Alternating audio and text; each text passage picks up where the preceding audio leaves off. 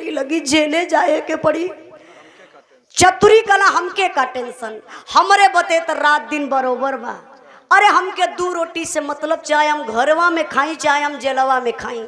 टेंशनवा तो ई बढ़त बा कि तू इतनी सुंदर हो, तोहार दोनों अखियों काम करत बा, और तू जेलवा में जईबू।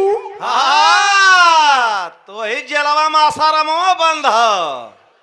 ऊ का करे हैं? ढेर दिन से खौखिया लो खोजत है का मेहरारू। ओ अच्छा, आप लोग समझ गए का? हाँ अच्छा ठीक है, तब समझ गया तब ठीक है, नहीं तुम कहीं बतावे के पड़ी। लेजर लाइट वाला। अच्छा धीरे धीरे सुबेर हो गल, दोनों प्राणी घबरात हुआ कि घर में 4 गो लाश। आखिर लसिया होई तो होई का, गांव में हल्ला हो जाई तो सही है, पुलिस से आ जाई, हाथ में हथकड़ी लग जाई। लेकिन चतुरी बड़ा चलाक रहलन। संजोगन कबो कबो दुआरे का भिखारी ना जलन, 8 बजत रहल वही सुबेरे के, एक दुआरे भिखारी आयल। चतुरी देखा था, लेकिन चंपा से कल चंपा दुअरवा क्यों बोला था, कहा तनी देखा। चंपा कल एक भिखारी आयल हो, कल बस एक काम करा, ओ भिखरिया के बोलावा, हम दिमाग लगावत थैला।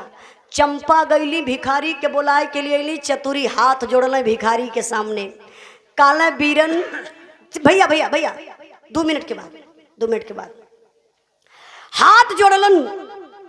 चतुरी काला भैया तू भिखारी, हम अंधा आदमी, हमार मदद कैदा, तू जितना दिन भर मंगबा ना पैबा उससे ज्यादा अपने घर में से दे देवे। अब मरता क्या नहीं करता। भिखारी तैयार हो गल, कलश करई के काबा। चतुरी कहना हमारे घरवा में एगो लाश बा, वही के गंगा जी में फेंकई के बा। लाश कई गो रहल? 4 गो, लेकिन दिमाग लगौल 1 गो लाश बतौल। अब तनी ई देखल जा, बड़ी इंपॉर्टेंट लाइन बा, आप लोग ध्यान दिए। 1 लाश बताई के 4 लसिया फेंकवावत कैसे हुआ मास्टर नहीं बतौली ना कि मरता क्या नहीं करता, पेट का सवाल हो। भिखारी बेचारा दुआरे खड़ा बा। ई दोनों परनिया का कैला चंपा चतुरी 1 गो लसिया के बोरा में भरलन, घिसराई के लिए आई कोई दुआरी पे कैले हो। 3 गो लाश अंदर बा। बेचारा भिखारी उठौलस ऐसे लाश का बोरा, यही कान्हे पे रखलस और ले जाए के गंगा जी में फेंक देहलस। अब भिखरिया गंगा जी में लसिया फेंक के वही रस्तवई में बा। तब ले दोनों परनिया का कैलन, दूसरी की लसिया सेम बोरा में भर के अलियाई कोई दुआरी पे कह दल। भिखारी दुआरे आल कहला भैया हम लसिया फेंक दली, अब जौन होए हमके दा, हम चली। चतुरी कहला कामर दे मजाक करत हुआ, एगो लाश तोरे बस का ना भइल, तू फेंकला कैसे बहन, तू रस्तवे में हुआ, चला देखा लसिया हमारे घरे में आई गई। भिखरिया जाए के देखा था तो वही जगह उत लसिया दूसर की बा। भिखरिया कहलस हाय राम, लसिया तो हम गंगा जी में फेंकली, आई कैसे चतुरी के घरे आई गई, पेट का सवाल हो। फिर बेचारा भिखारी दूसरी की लाश उठौलस, ले जाए के गंगा जी में फेंक दलस।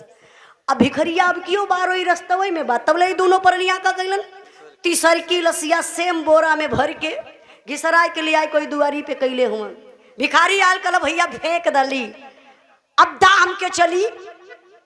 चतुरी कल मर्द एकदम मजाक बना देला, अरे हमरे अखिया से ना लौकल, हमरे औरतिया के अखिया से तो लौकाला ना, लसिया कैसे फेंकला। अब तू रस्तवे में हुआ तो फिर घरवा में आ गई, चला देखा। भिखारी जाए के देखला, कहना सरवा बड़ी जिद्दी लाश हो, हम फेंकत है गंगा जी में, तब ले लसिया ही आ जाती है चतुरी के घरे। तीसरी की लाश ले जाए के फेंक दलस। अब नंबर आयल चौथी लाश। चौथी लाश अब की बार बड़ा गुस्सा में भिखारी हो। भिखरिया समझत कि एक लसिया हम बार बार गंगा जी में फेंकत है, आई बार बार आ जाती हो। भिखरिया कलश हमके लगत बा कि रस्तवा लसिया के आसान हो गए, सहज लगत बा, जैसे ही हम फेंक के वतलक तब ले चतुरी के घरे आ जात बा। अब ये रास्ते से लाश ना फेंकब, अब की बार यही की लेके चलबे। अब चौथी लाश ले के बाबू रास्ता बदल के भिखारी चलल, तब बोले तो गजब हो गया। अच्छा गजब का होता मास्टर साहब।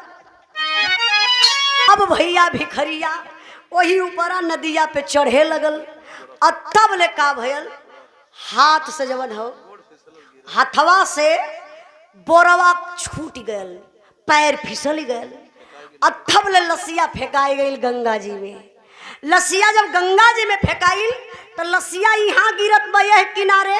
आ हेतना दूर पर एक ठे गांव को बुढ़ऊ दादा एकदम बुजुर्ग रहला, दांत तो टूट गल लगल, बुढ़ा रहला बेचारू मैदान कह के वो पानी छुअत रहला वाह किथुआ से जेसीबी से। हाँ अरे भैया पानी छुअक मतलब आप लोग समझत हुआ ना, ओकर गहिरान नापत रह नहीं जैसे मैदान पहले करे सब जाए तो घर से लोटा में पानी ले जाए, अब तक घरे घरे लैट्रिन हो गई। अब समझ गलो बा। ए चाय वाला भैया भैया भैया भैया चाय वाला 2 मिनट बीरन बैठ जा, वही शांति से बैठ जा बस। हाँ पार्टी के पियावा बाकी सबके पियावा लग बात बिगड़ जाई।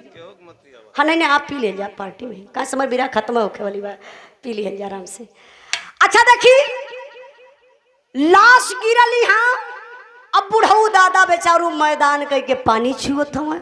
वहाँ का सिचुएशन का बा, दादा का निगोटा है कान्हे पर और धोती बवन कर कमर में। तब ले अरराय के लसिया गिरल, और जब अरराय के खरखराय के लाश गिरल तब ले पांचू दादा पीछे मुड़ के देखल। अब लसिया देखते दादा डराय के उठ के खड़ा हो गई है, बोला कम भू भू भू भू भू भूत कही न पावे। अब दादा मारे डरन, न धोती नीचे कह पौला न अपन निगोटा बांध पौला। बिना हेलमेट भागा शुरू कइने।